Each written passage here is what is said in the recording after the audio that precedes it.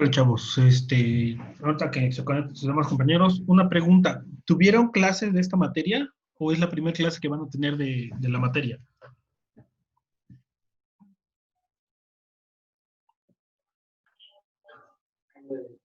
Es se podría decir que la primera, porque antes no, bueno, casi no vimos mucho.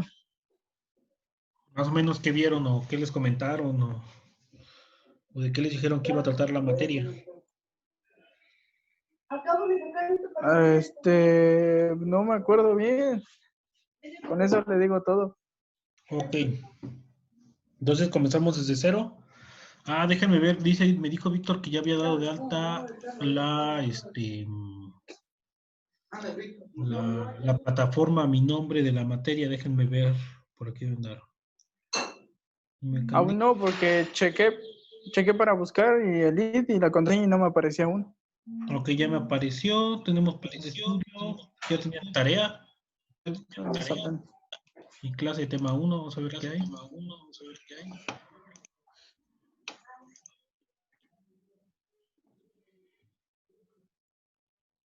Dice que el examen vale el 50 y las tareas valen el 50.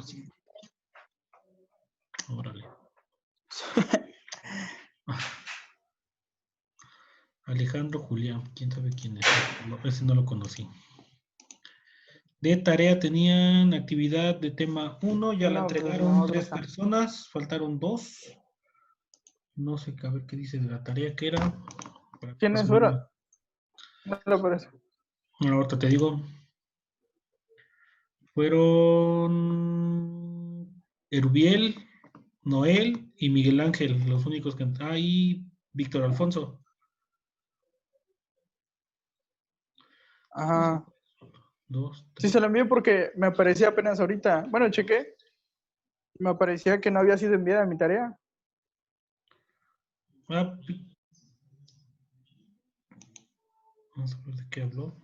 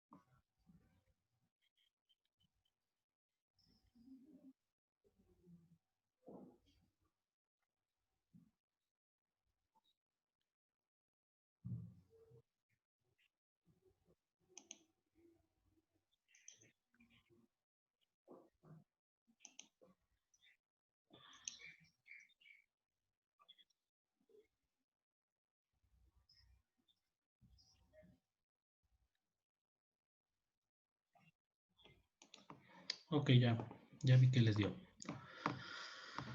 Ok, esa es de su tarea, pero no vi que era la tarea. Aquí está. Su tarea Creo que eran conceptos les dio prácticamente todas las unidades. sobre los... prácticamente van a investigar la unidad 1, la unidad 2. Newtonianos, algo así era la tarea. O sea que investigaron la unidad 1, la unidad 2 y la unidad 3. O sea que ya nos vamos a la unidad 4, porque ya lo hicieron. Algo así, dice. Métodos de enseñanza. Vergas. Estos trabajos. ¿Y lo leyeron o nada más lo copiaron? Nada más lo leyó. Presión, manómetro. Ok, vamos a suponer que no vieron nada, ¿sale? Le vamos a suponer que no vieron nada. El método de evaluación, lo vamos a dejar. Lo vamos a dejar igual, posiblemente. Las tareas, dentro de las tareas van a englobar este banco de ejercicios, etcétera, entonces lo podemos dejar igual. De eso no hay tanto problema. ¿Sale? Entonces vamos a empezar con la clase. Les voy a dar chance a tus compañeros de entrar porque se me ha olvidado. Cierto que se terminen de unir todos. Les planteo cómo vamos a trabajar en la materia.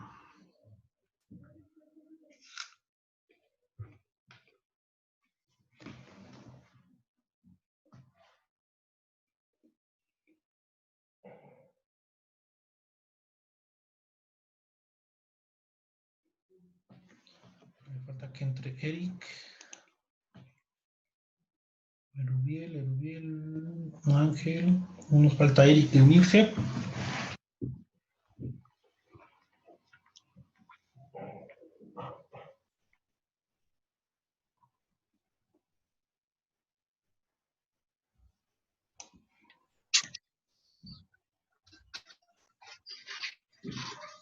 Bueno, ya en lo que un Eric les actualizo el panorama a los compañeros que acabaron de entrar. ¿Mandé? Ok. Vamos, le comentaba a sus compañeros que vamos a suponer que pues que no hubo gran avance, ya vi lo que vieron. Y aparte,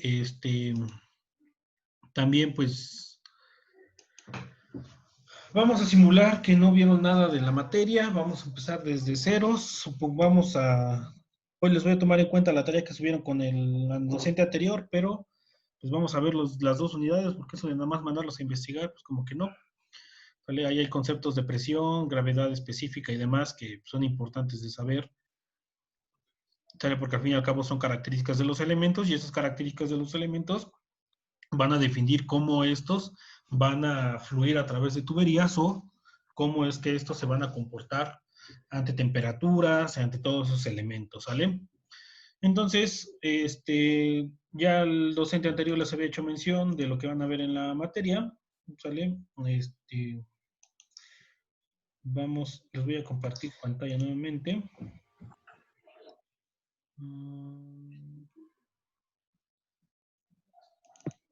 ¿Sale? Ahí está, esto ya lo vieron ustedes, ya se los enseñó el otro docente.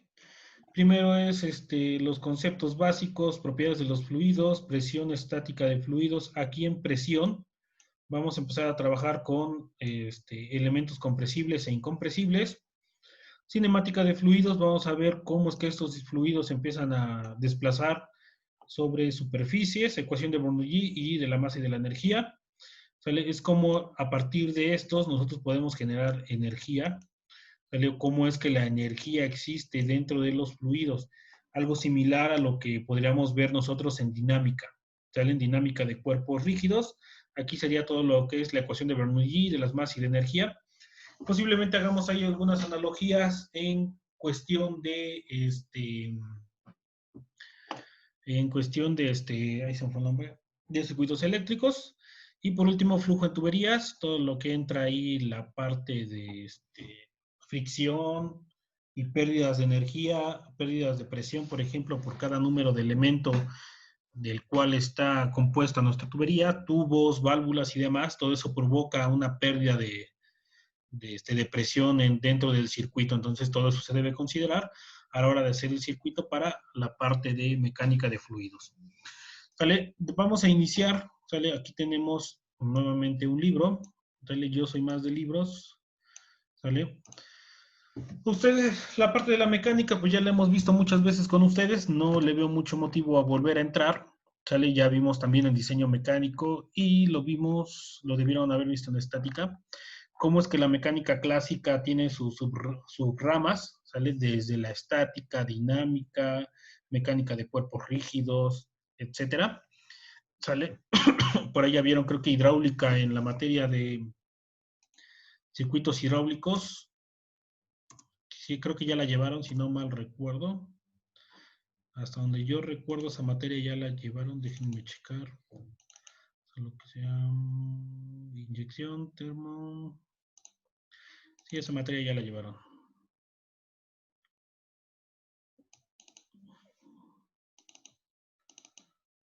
Sí, ya llevaron circuitos hidráulicos y neumáticos, que en teoría pues esta tendría que ir antes de circuitos hidráulicos, pero bueno.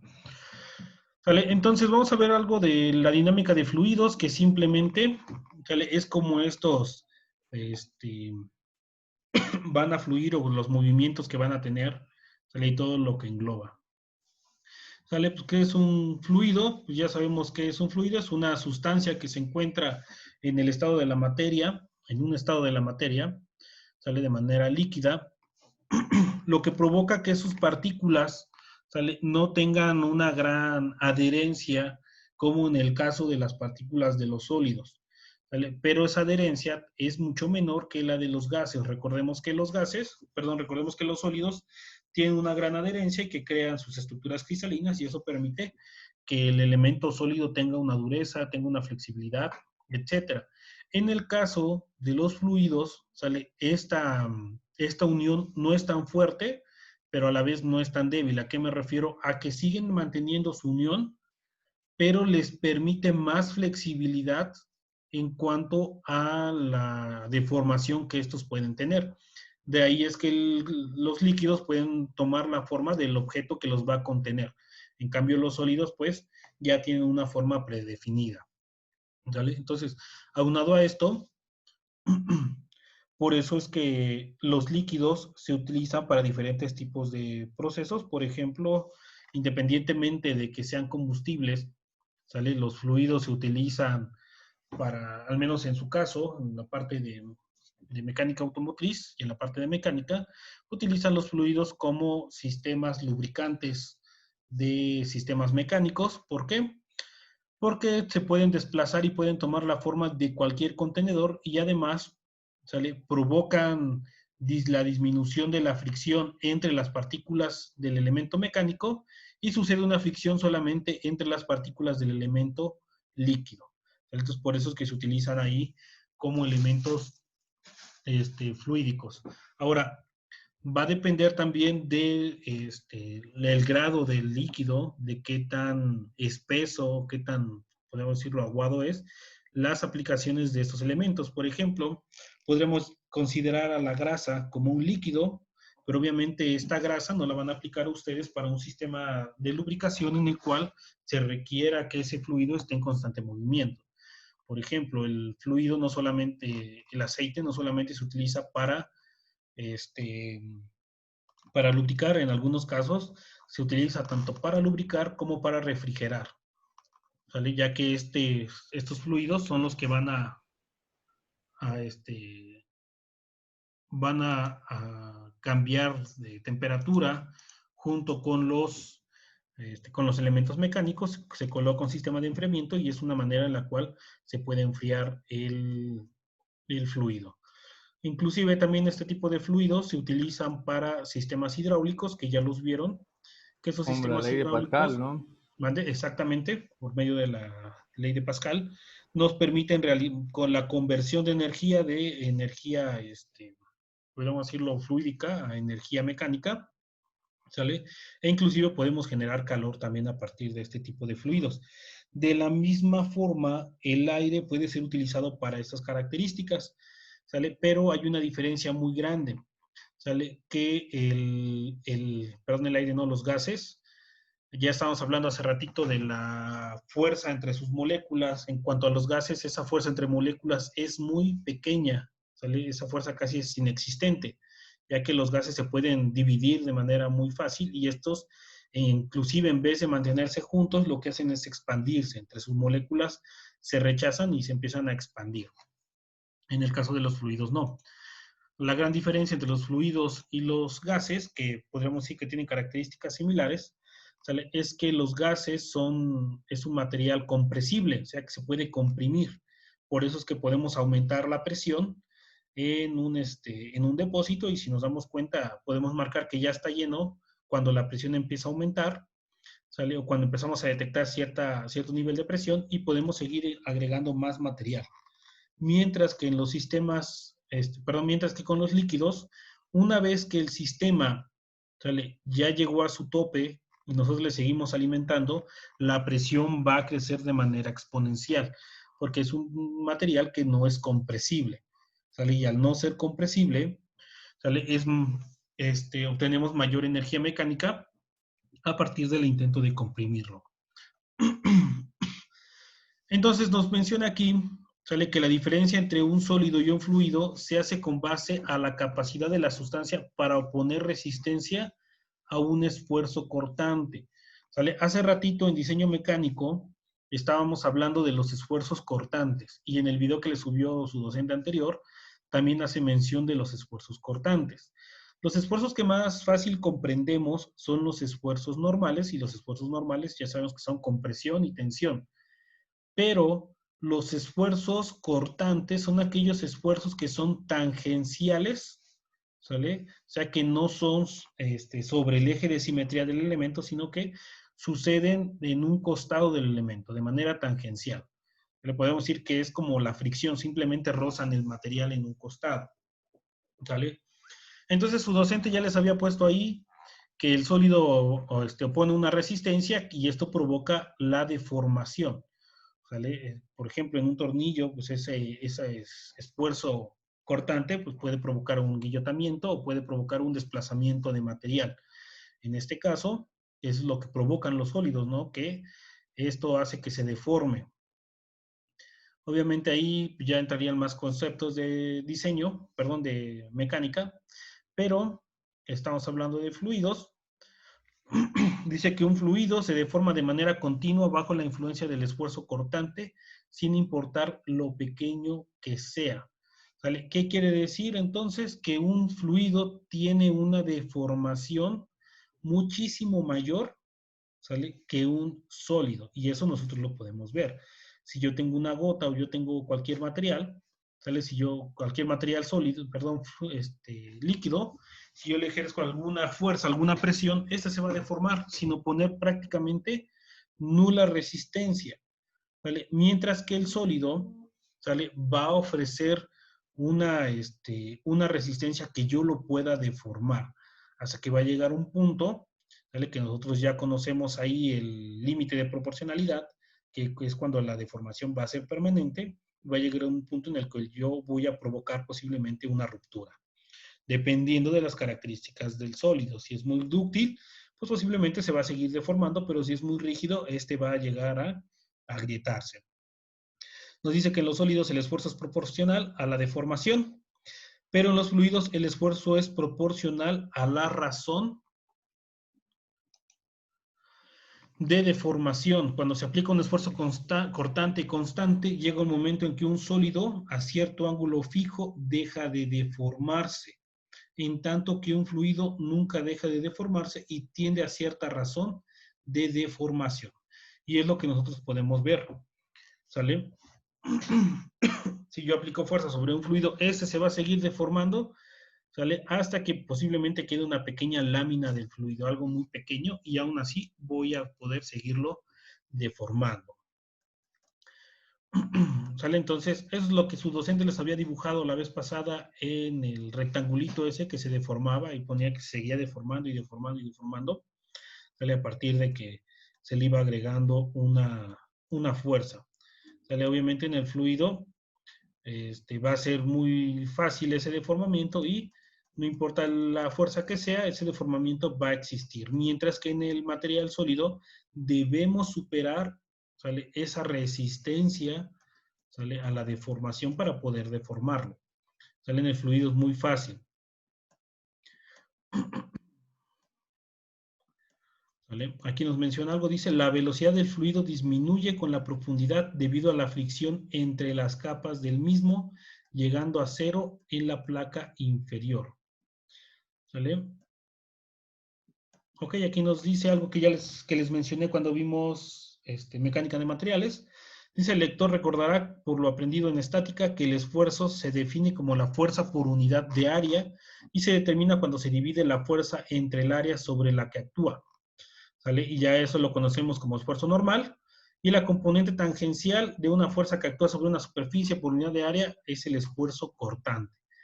Pero para un fluido, este esfuerzo normal, ¿sale? De tensión o de compresión, se le llama presión, que en fluidos no hay tensión, simplemente hay presión. ¿Sale? Entonces es cuando las paredes de un recipiente, las paredes del recipiente no ejercen el esfuerzo cortante al fluido en reposo y de este modo un fluido en reposo se encuentra en un estado de cero esfuerzo cortante, cosa contraria, ¿sale? A un material sólido. Cuando se quitan las paredes y se inclina un recipiente con líquido, se desarrolla una fuerza cortante y el líquido salpica o se mueve hasta formar una superficie libre horizontal.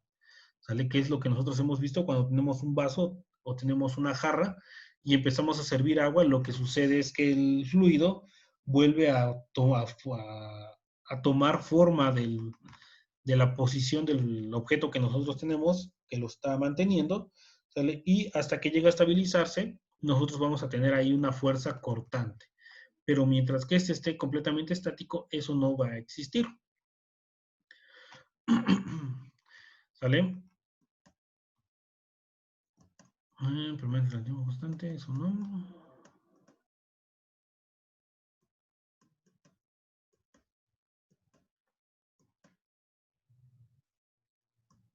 Ok, es lo que les mencionaba de algunos elementos que parecen sólidos, pero que realmente son líquidos. Ahí nos hace mención de una. Sé que el asfalto, que tiene la apariencia de un sólido, se comporta como tal, ya que opone resistencia al esfuerzo cortante durante periodos cortos, pero se deforma con lentitud y se comporta como un fluido cuando estas fuerzas se ejercen durante periodos amplios. Algunos plásticos, el plomo y las mezclas de pastas aguadas exhiben un comportamiento semejante. ¿Sale? Ahí podrían entrar las grasas, ¿vale? Entre otros elementos.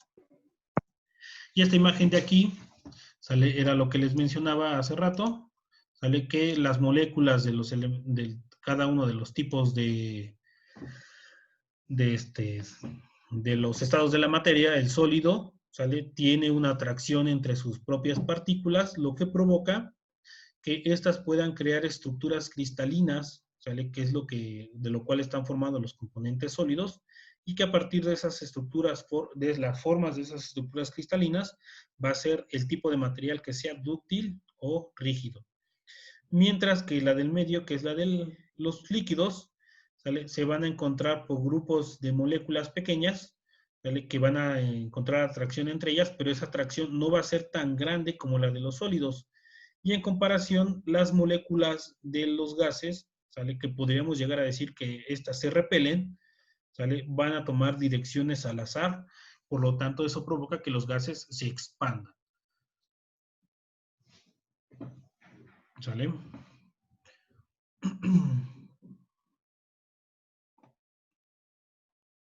¿Sale? Vamos con las áreas de aplicación de la mecánica de fluidos. Yo creo que una de las, que no hay tanto que recalcarlo, porque al fin y al cabo pues, queda claro que una de las aplicaciones son en los sistemas automotrices. La primera, ¿sale?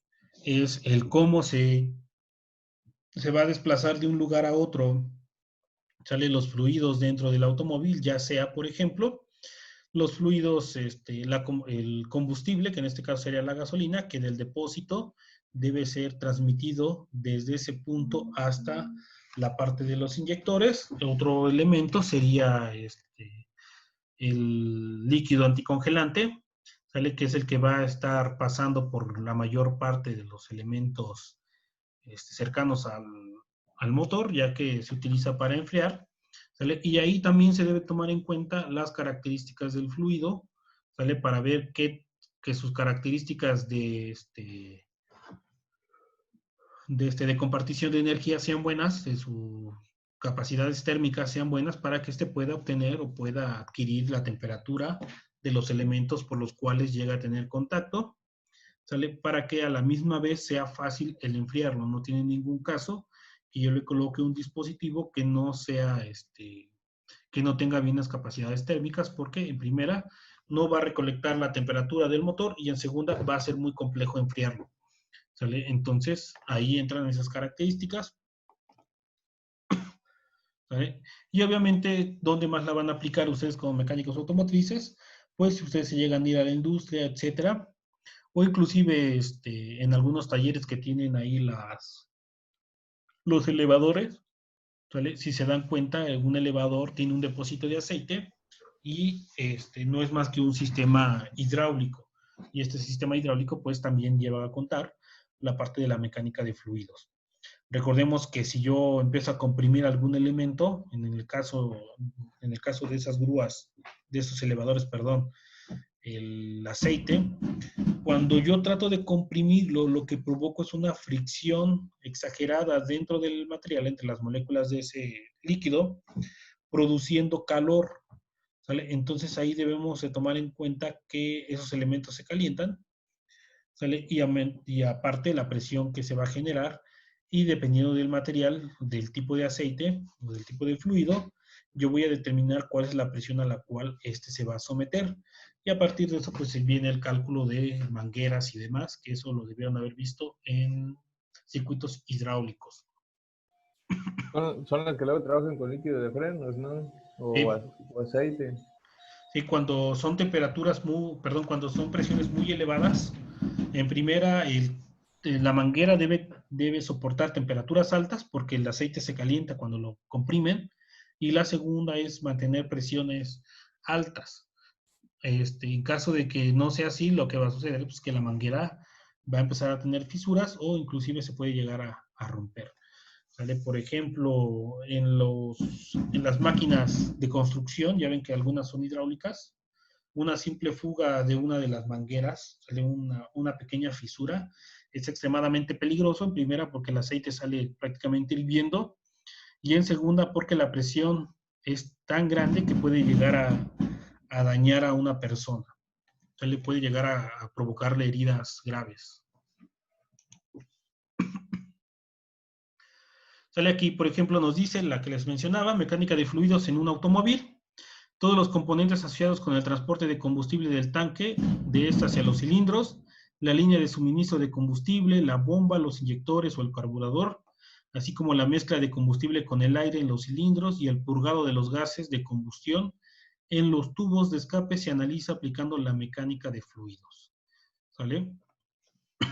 Esa también se aplica en el sistema de calefacción y acondicionamiento del aire, en los frenos hidráulicos, en la dirección hidráulica, la transmisión automática, los sistemas de lubricación, el sistema de enfriamiento de monobloc, que incluye radiador y bomba de agua, además de los neumáticos, la suave forma aerodinámica de automóviles de modelo recientes es resultado de los esfuerzos por minimizar la fuerza de arrastre mediante la aplicación de un extenso análisis de flujo sobre superficies. ¿Sale? Entonces se dan cuenta, pues aquí ya tenemos la justificación de esta materia dentro de su rama. ¿Sale? Prácticamente definió la mayor parte de los componentes del automóvil que no son mecánicos sólidos, prácticamente mencionó la mayoría. ¿Vale? Aquí nos dice que también se utiliza para el diseño de aviones, barcos y demás, pero pues nosotros llegaremos prácticamente nada más al diseño automovilístico, ¿sale? Al diseño de automóviles para ver ahí su aerodinámica, etcétera. ¿Sale? Y ahora vamos con la condición de no deslizamiento. ¿Sale? Ya hicieron ustedes una investigación. ¿Qué entendieron ustedes de la condición de no deslizamiento?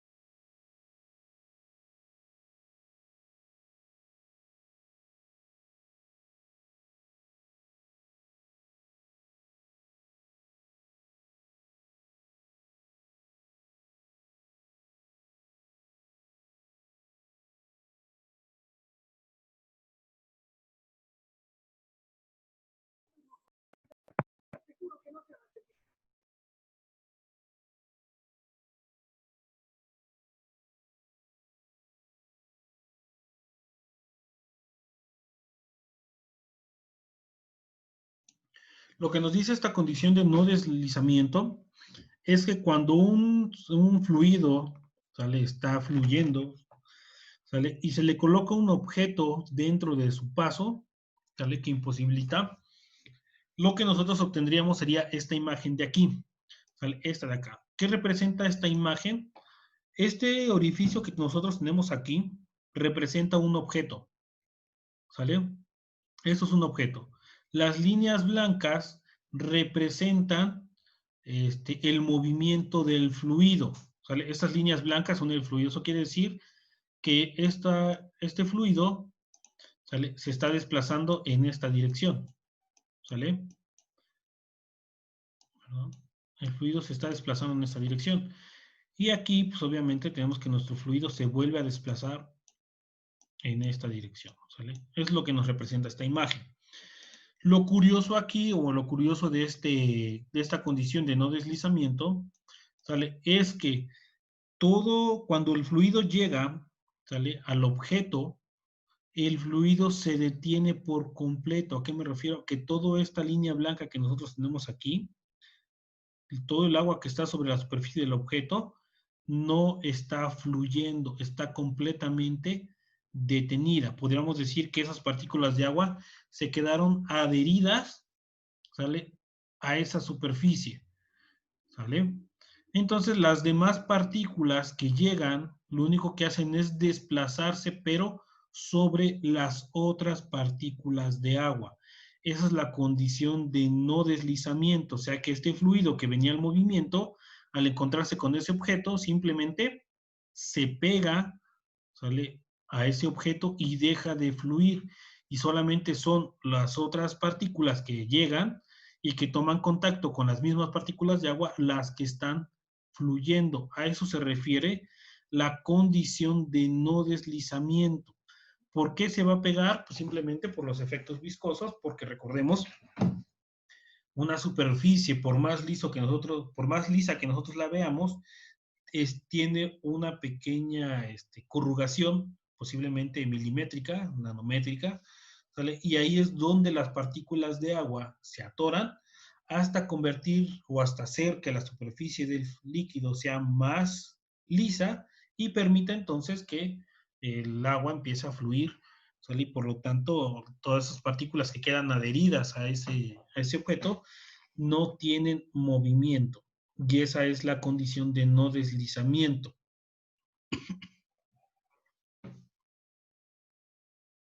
¿Sale? Entonces nos dice, por lo tanto, la condición de no deslizamiento es responsable del desarrollo de perfil de velocidad. La región del fluido adyacente a la pared en la cual los efectos viscosos son significativos se llama capa límite. O sea que esa pequeña capa donde la velocidad del agua o del líquido es 0, se le llama capa líquida. ¿Sale? Y esa capa líquida va a depender del material, ¿sale? Y el grosor que ésta tenga, pues va a depender de la viscosidad del material, ¿sale? No va a ser la misma capa límite de agua que la que va a generar un aceite, ¿sale? Entonces ahí la capa va a ser mayor. ¿Por qué? Porque va a depender de la viscosidad y la fricción que existe entre esas partículas de fluido, ¿sale? Aquí tenemos, por ejemplo, otra imagen que nos hace la misma alucinación, hace alusión a ese efecto de la no deslizamiento. ¿Sale? Tenemos aquí la velocidad uniforme del agua, ¿sale? Y nada más vamos a analizar este punto. La velocidad en la superficie, o sea, la velocidad en la placa, en la parte base, ¿sale?, va a ser 0, ¿sale? O sea que la capa de agua que se encuentre aquí es 0. Una vez que nosotros nos vamos alejando de esa placa, empieza a haber en las siguientes capas una velocidad mayor, un incremento mayor de agua, hasta el punto en el cual, ¿sale?, ya no se note esta afectación de la capa límite o de la superficie sólida y la velocidad pues, ya va a ser constante y podemos llamarlo como la velocidad máxima a la cual el fluido se debería desplazar. ¿Sale? Hasta aquí vamos bien. Entonces, esa es la parte de la condición de no deslizamiento. ¿Sale? Dice, otra consecuencia de la condición de no deslizamiento es la resistencia al movimiento de una superficie, lo cual es la fuerza que un fluido ejerce sobre una superficie en la dirección del flujo. Cuando se fuerza un fluido a moverse sobre una superficie curva, como el lado posterior de un cilindro con una velocidad suficientemente elevada, la capa límite ya no puede permanecer adherida a la superficie y en algún punto se separa de ella. Este fenómeno se conoce como separación de flujo. ¿Qué es esto? ¿Sale? ¿Hasta aquí vamos bien? Supongamos que esto es gas. ¿Sale? Por aquí yo le agrego gas. Todo lo que nosotros tenemos, ¿sale? En esta capa, en esta capa, se adhiere. ¿Sale? Se adhiere. Una vez que la velocidad llega a alcanzar una gran velocidad, esto se separa y empieza a caer.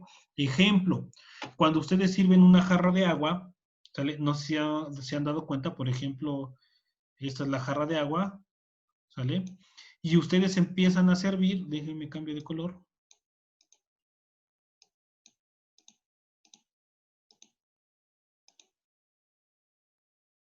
¿Sale? Y ustedes empiezan a servir.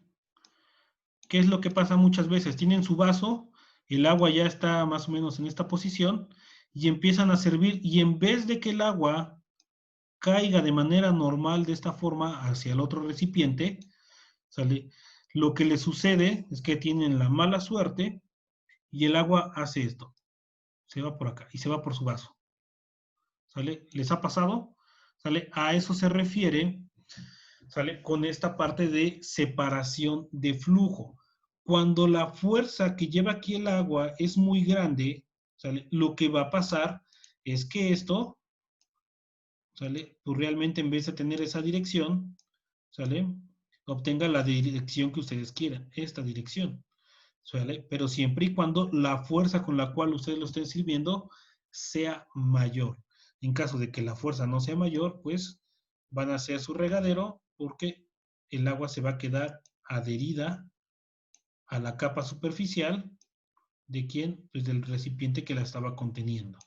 ¿Sale? A eso se refiere con el punto de separación. ¿Cuál va a ser ese punto de separación? En este caso, el punto de separación se encuentra aquí, ¿sale? Que es donde se empieza a separar el agua y se empieza a despegar del recipiente por completo.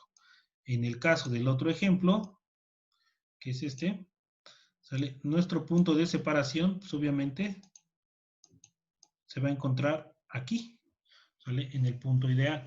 Ahí depende también de la fuerza con la cual se esté realizando el proceso. ¿Sale? Esto no lo vamos a ver. Creo que ya nos pasamos, se nos va a acabar la grabación. Nos vemos entonces en la siguiente clase. Les voy a subir material a plataforma para poder cubrir las 4 o 5 semanas que llevamos de atraso, ¿sale? Para que podamos ir adelantando. Creo que ya no nos falta mucho de esta unidad. Son conceptos generales de los no deslizamientos. Ya hicieron una investigación por ahí de fluidos newtonianos y no newtonianos, entonces pues ya nada más sería volver a retomar esa información. Sale, chavos, entonces nos vemos ya la siguiente semana, ya no tengo clases con ustedes. Sale, chavos. Ok.